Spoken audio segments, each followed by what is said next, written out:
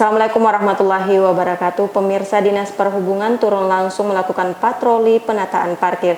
Informasi selengkapnya dapat Anda saksikan sesaat lagi dalam Apa Kabar Parepare untuk edisi kali ini. Tetap bersama saya, Jauhar Manikam. Dan saya Usutun Hasanah. Berikut Apa Kabar Parepare selengkapnya.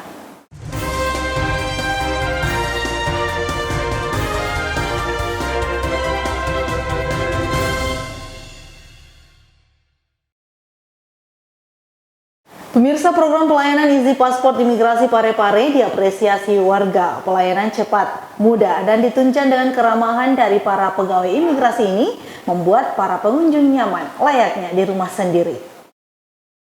Program pelayanan Easy Passport yang diluncurkan Imigrasi Parepare di Kabupaten Baru mendapat apresiasi dan acungan jempol dari warga. Pelayanan cepat, mudah, dan ditunjang keramahan dari para pegawai imigrasi membuat para pengunjung nyaman layaknya di rumah sendiri. Apresiasi tersebut diungkapkan langsung Suryani, calon jamaah haji asal Mangkoso, Kabupaten Baru. Selain mendapatkan kemudahan penerbitan paspor, petugas imigrasi Parepare juga memberikan pelayanan prima kepada para pemohon. Syukur sekali imigrasi Parepare datang di Baru memberikan pelayanan yang terbaik dalam pasporan. Saya tidak jarang lagi ke Parepare, tidak buang-buang waktu lagi, datang menunggu. Alhamdulillah pelayanannya baik, karyawan-karyawannya, pegawai-pegawainya, alhamdulillah bagus. Hal serupa juga diungkapkan Muhammad Pasli, Kepala Seksi Penyelenggaraan Haji Kantor Kementerian Agama Kabupaten Baru. Saya Dr. Andes Muhammad Basri, jabatan Kepala Seksi Penyelenggara Haji Kantor Kementerian Agama Kabupaten Baru. Dengan adanya layanan si paspor yang dilaksanakan oleh kantor imigrasi Parepare sangat memberikan bantuan karena memudahkan ke masyarakat untuk melakukan perekaman penerbitan paspor. Dan saya sendiri baru pertama kali ini melakukan perekaman penerbitan paspor. Pelayanannya cepat dan mudah. Pada pelayanan Easy Passport yang dilakukan di kantor Kemenak Kabupaten Baru, berhasil melayani 29 orang pemohon paspor yang terdiri dari 15 pergantian habis masa berlaku dan 14 permohonan paspor baru. Sri Ayu, TV Peduli mengabarkan. Saudara, kita beralih ke informasi berikutnya. Meski saat ini Parepare telah berada di zona hijau, pemerintah kota Parepare masih belum memberikan lampu hijau untuk menyelenggarakan pembelajaran tatap muka bagi anak sekolah. Alasannya banyak persyaratan yang mesti dipenuhi agar para guru, siswa, dan orang tua merasa aman. Kementerian Pendidikan dan Kebudayaan telah memberikan lampu hijau kepada sekolah untuk menggelar pembelajaran tatap muka di sekolah secara terbatas. Ditargetkan pada tahun ajaran baru pada Juli 2021 mendatang, sekolah di seluruh Indonesia sudah dapat melaksanakan pembelajaran tatap muka. Namun izin dan penyelenggaraan pembelajaran tatap muka dikembalikan kepada setiap tim gugus tugas COVID-19 di masing-masing daerah kabupaten kota. Hingga saat ini, tidak semua kabupaten kota mengeluarkan izin berlangsungnya sekolah tatap muka digelar. Salah satunya adalah Kota Parepare. Sekretaris Daerah Kota Parepare Haji Iwan Asaat yang ditemui mengatakan, Kota Parepare meski dalam kondisi zona hijau dari penyebaran COVID-19, belum memastikan tidak adanya kelonjakan kasus COVID-19 bila masyarakat masih banyak yang tidak taat dengan protokol kesehatan. Selain itu, banyaknya persyaratan yang harus dipenuhi untuk tetap menggelar tatap muka di Kota Parepare masih terbilang belum terpenuhi. Saat ini tenaga pendidik di Kota Parepare belum seluruhnya menjalani vaksinasi dikarenakan vaksin yang terbatas, sementara bukan hanya guru, siswa pun diharapkan bisa lebih disiplin dalam menerapkan protokol kesehatan, sehingga diharapkan peran orang tua dari setiap siswa untuk mengawasi anak-anak mereka agar tidak menimbulkan klaster-klaster baru saat sekolah tatap muka digelar. Dengan 3 alasan ini, pemerintah kota hingga saat ini belum memutuskan apakah Kota Parepare mampu menggelar sekolah tatap muka atau belum. Namun, pemerintah kota terus berupaya agar proses tatap muka nantinya akan segera bergulir bila seluruh persiapan dan persyaratan dalam menggelar sekolah tatap muka sudah terpenuhi dengan baik. Meski secara umum sekolah di Kota Parepare jika dilihat dari prasarana protokol kesehatan telah memenuhi persyaratan untuk tergelarnya sekolah tatap muka. Terkait dengan proses belajar mengajar tatap muka, Kementerian Pendidikan dan Kebudayaan sudah memberikan lampu hijau, tapi keputusan itu diberikan keputusan akhirnya kepada pemerintah kabupaten kota, termasuk di kota Parepare. Kita akan menggali lebih dalam apakah kemungkinannya Parepare siap untuk dilakukannya pembelajaran tatap muka, dan itu dikembalikan kepada semua stakeholder pendidikan, termasuk di dalamnya adalah para orang tua siswa untuk kembali mencermati apakah mengizinkan anaknya untuk dilakukan pembelajaran secara tatap muka. Intinya sebenarnya adalah bagaimana proses belajar mengajar yang anak-anak kita sudah alami saat ini harus lebih efektif. Pengertian lebih efektif adalah tidak dalam tataran apakah tatap muka ataukah daring yang dikatakan efektif itu. Kalau dipandang perlu bahwa harus efektif melalui proses tatap muka, dicermati karena tidak akan mungkin Bapak Wali Kota bersama dukungan Forkopimda yang ada di Parepare memberikan izin sekolah untuk melakukan pembelajaran tatap muka kalau unsur-unsur yang menjadi checklist itu terpenuhi. Kalau ada satu saja yang tidak terpenuhi, saya yakin tidak akan diizinkan proses belajar mengajar dengan tatap muka. Jadi kesimpulannya Pak, apakah digelar atau masih dipertimbangkan? Belum diputuskan untuk Parepare karena checklist yang sementara dijalankan oleh Kepala Dinas Pendidikan itu masih terdapat banyak kekurangan. Apalagi kondisi Parepare saat ini, walaupun dalam kondisi sudah mulai melandai, tetapi tidak menutup kemungkinan akan ada lonjakan-lonjakan kalau kita abai terhadap protokol kesehatan. Jadi belum bisa Pak? Walaupun guru sudah divaksin ya? Tadi saya sampaikan hanya sebagian kecil yang sudah divaksin untuk guru. Pertanyaannya apakah cukup dengan memvaksin guru? Bagaimana dengan siswa? Karena yang dijaga ini adalah siswa juga dan gurunya. Tidak ada pembelajaran tatap muka saja, banyak guru yang terpapar. Ini yang mesti dijaga. Jadi unsur-unsur checklistnya yang menjadi pedoman dari Kementerian Pendidikan dan Kebudayaan ini yang dikawal ketat oleh Kepala Dinas Pendidikan bahwa apakah memang sekolah A, B, dan C sudah memenuhi syarat untuk dilakukan pembelajaran tatap muka. Kalau checklistnya sudah, kemudian dimohonkan kembali kepada pemerintah daerah melalui gugus bahwa apakah memang sudah bisa diizinkan atau tidak. Apa saja itu checklist yang dimaksud itu? Banyak sekali, termasuk salah satu yang perlu diperhatikan dan ini agak khusus adalah seorang anak yang orang tuanya punya comorbid diizinkan untuk tetap daring. Itu contoh saja. Kalau yang lainnya standar, ada tempat cuci tangan, kemudian ada pengukur suhu, kebersihan selalu dijaga, WC-nya harus selalu dalam kondisi bersih, dan checklist itu diatur secara ketat. Saya kira begitu. Kalau misalnya Pak sekolah yang di bawah pengawasan provinsi Pak, bagaimana itu Pak? Sama, termasuk SMA yang di bawah pengawasan provinsi. Tetapi itu dilakukan untuk koordinasinya di gugus kabupaten kota yang tempatnya wilayah SMA itu berada. Iya. Erwin, TV Peduli mengabarkan. Dinas Perhubungan Parepare menerima kunjungan dari tim sertifikasi kalibrasi peralatan uji berkala kendaraan bermotor Kementerian Perhubungan BPTD wilayah Sulawesi Selatan dan Barat. Berikut liputannya. UPTD PKB Dinas Perhubungan Kota Parepare menerima kunjungan tim sertifikasi kalibrasi peralatan uji berkala kendaraan bermotor Kemenhub BPTD wilayah 19 Sulawesi Selatan dan Barat pada Rabu 7 April 2021. Kepala Dinas Perhubungan Kota Parepare HM Iskandar Nusu SST PMSI mengatakan kunjungan ini dimaksudkan untuk melakukan penilaian terkait pengujian kendaraan bermotor UPTD PKB Dinas Perhubungan Kota Parepare berbasis elektronik, di mana sebelumnya UPTD PKB Dinas Perhubungan Kota Parepare telah melakukan uji kalibrasi peralatan kendaraan bermotor oleh tim kalibrasi peralatan uji berkala kendaraan bermotor Balai Pengelolaan Transportasi Darat atau BPTD Kemenhub wilayah 19 Makassar meliputi Sulawesi Selatan dan Barat. Nantinya UPTD Dishub Kota Parepare akan menerapkan uji kalibrasi peralatan yang dilakukan secara elektronik atau yang dikenal dengan e-Blue. Ya, pada hari ini akan kunjungan dari tim sertifikasi pengujian kendaraan bermotor dari Balai Pengelola Transportasi Darat BPTD wilayah 19 Sulselbar. Mereka melaksanakan penilaian terkait apakah UPTD pengujian kendaraan bermotor PKB Parepare akan menerapkan bukti layak uji elektronik atau BLUH. Jadi setelah beberapa bulan yang lalu melaksanakan kalibrasi alat-alat pengujian, jadi hari ini ada kunjungan tim akreditasi.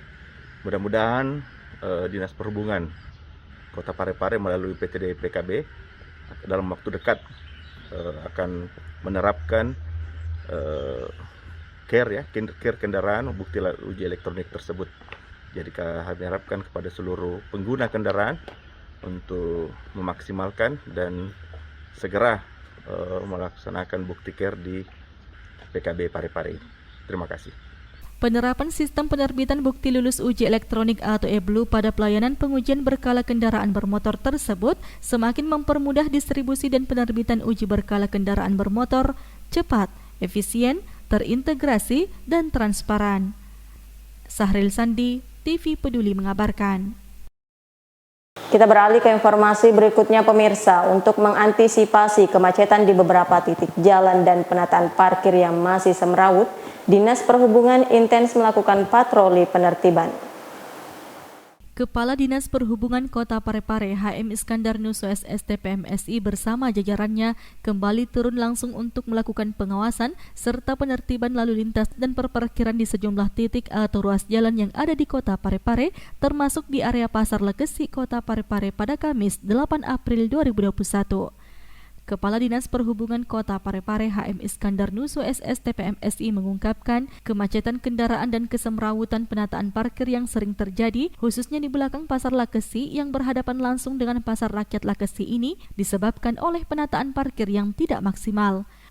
Dengan tersedianya lahan parkir yang cukup representatif ini, nantinya diharapkan dapat mengurai kemacetan yang sering terjadi selama ini. Sahril Sandi, TV Peduli mengabarkan. Pemirsa, Serikat Media Cyber Indonesia Kota Parepare bersama Parepos menggelar dialog COVID-19 pasca vaksinasi. Berikut liputan selengkapnya. Serikat Media Cyber Indonesia atau SMSI Kota Parepare dan Harian Parepos menggelar bincang santai dengan mengangkat tema pro dan kontra vaksin COVID-19 pasca vaksin. Kegiatan yang digelar di Sekretariat SMSI Kota Parepare, Cafe Gazas ini menghadirkan narasumber, yakni Sekretaris Daerah Kota Parepare Haji Iwan Asaat, Kapolres Parepare AKBP Weli Abdillah, Pembantu Rektor 1 UIM Profesor Arifin Hamid, Ketua Majelis Kehormatan Ikatan Dokter Indonesia Kota Parepare Dr. Mahyudin Rashid, yang dipandu oleh Ketua Ikatan Dokter Indonesia Makassar, Dr. Wahyudin. Sekretaris Daerah Kota Parepare Haji Iwan Asaat yang juga menjadi salah satu narasumber mengapresiasi kegiatan tersebut karena dengan dialog ini dapat memberikan edukasi kepada masyarakat tentang COVID-19. Salah satunya adalah mengenal vaksin. Ia pun menjelaskan tentang penanganan COVID-19 di Kota Parepare. Haji Iwan Asaat menjelaskan bahwa saat ini pemerintah daerah dan Forkopimda terus melakukan penanganan COVID-19 di Kota Parepare, salah satunya mengenai penyelenggaraan vaksinasi. Untuk vaksin sendiri, dari jumlah vaksin yang telah diberikan dan telah disalurkan di Kota Parepare berada pada posisi 23% dari seluruh target yang ada dan sebanyak 98% telah direalisasikan. Hal ini menjadi bukti percepatan penanganan yang dilakukan pemerintah kota dalam penanganan COVID-19 di Kota Parepare. Dikur oleh teman-teman dari Serikat Media Cyber termasuk Parepos untuk memberikan kecerdasan kepada masyarakat. Mungkin juga kecerdasan kepada awak media dan kecerdasan kepada pemerintah daerah. Karena persoalannya adalah nanti kadang-kala biasa kita sesuatu itu percayai. Kalau sesuatu itu betul-betul kena sama kita. Itu kadang-kala kita lakukan. Jangan kita berada kepada ranah adakah COVID atau tidak, karena kondisinya memang nyata ada.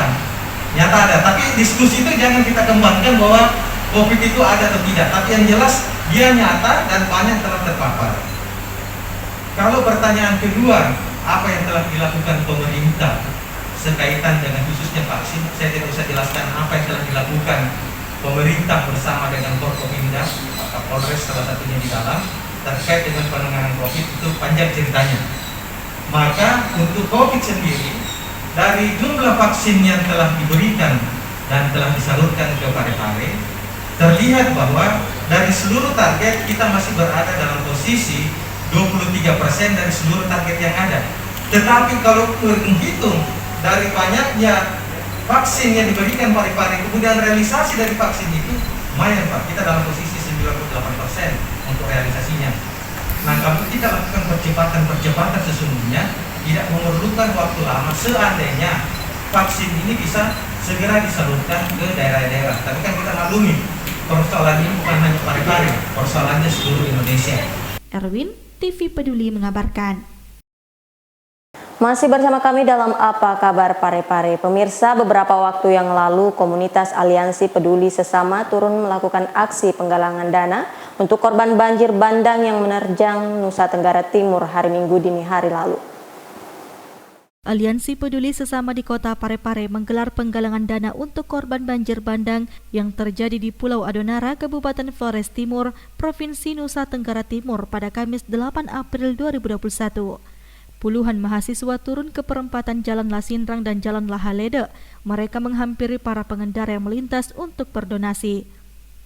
Koordinator Aliansi Peduli Sesama Faisal Sahar mengatakan penggalangan telah dilakukan sejak kemarin dan sudah turun ke jalan 3 kali untuk hari ini, dan dana yang berhasil dikumpulkan sementara yakni sebesar kurang lebih belasan juta rupiah.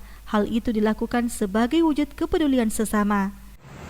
Kami dari Aliansi mana bergabungnya beberapa organisasi, yaitu dari Organda, Organisasi Gerakan Mahasiswa dan Pelajar Islam Flores Timur, Gerakan Peduli Sesama Manusia atau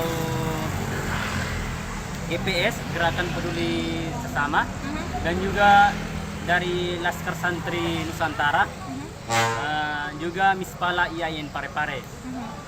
Kami turun ke jalan ini sebagai bentuk peduli sesama manusia atau aksi kemanusiaan, yang dimana melihat terjadi bencana alam pada hari Minggu yang lalu, tanggal 4 April 2021, telah terjadi bencana alam banjir bandang dan longsor, hingga membuat kami dari Organda, yang termasuk kami juga punya kampung di situ, warga kami yang terluka di sana, sehingga kami berinisiatif mengambil sebagai mediator atau menjembatani saudara-saudara kami yang ada di sana.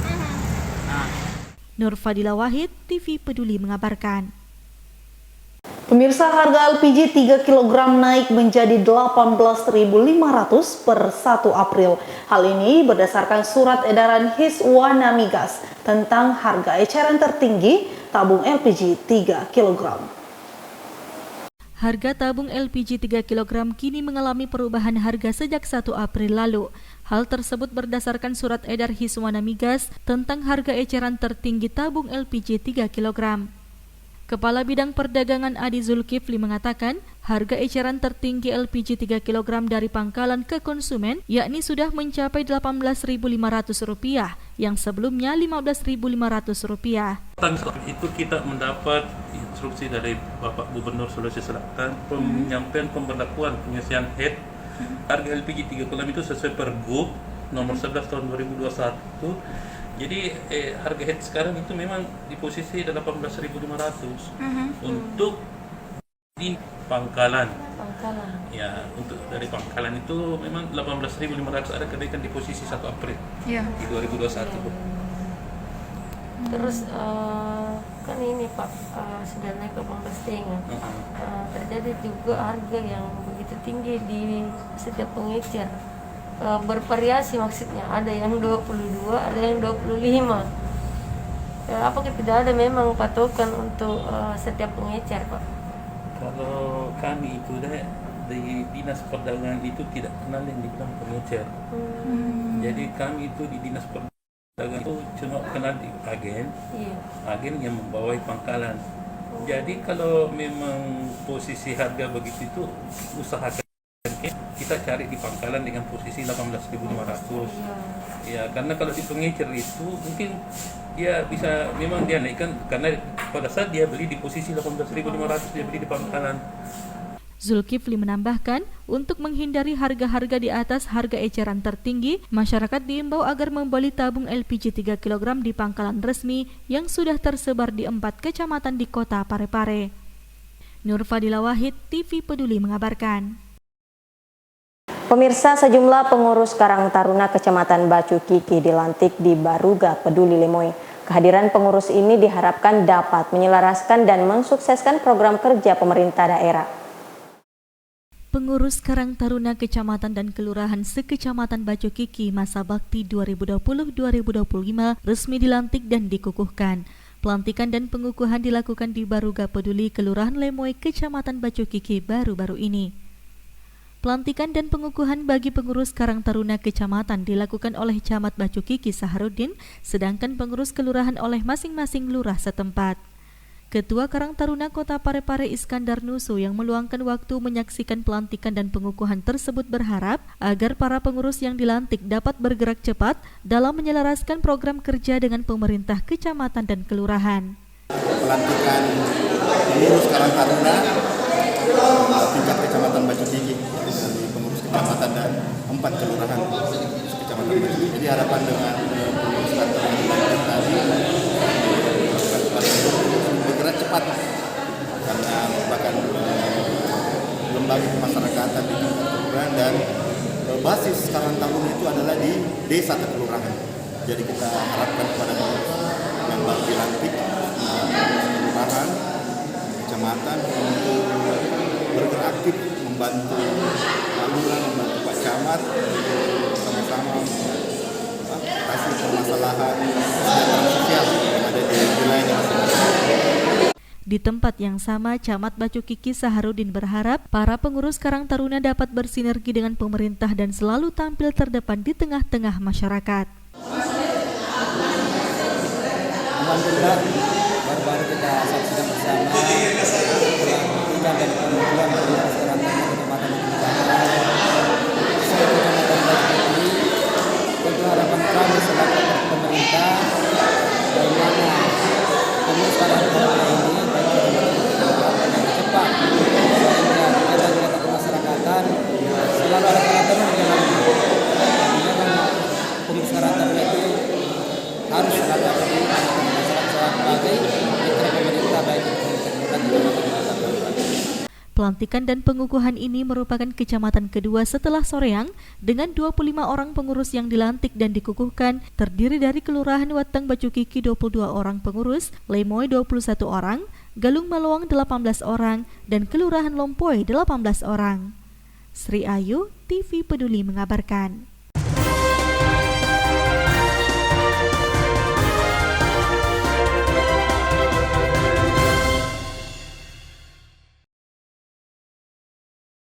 Dan pemirsa, informasi tadi sekaligus menutup perjumpaan kita kali ini. Terus perbarui informasi Anda seputar Kota Parepare dengan menyaksikan persembahan dari TV Peduli. Dan ingat, tetap patuhi protokol kesehatan dengan rajin mencuci tangan, menjaga jarak, dan memakai masker saat beraktivitas. Saya Usutun Hasanah. Saya Jauhar Manika mewakili segenap kru yang bertugas mengucapkan terima kasih atas kebersamaan Anda dan sampai jumpa.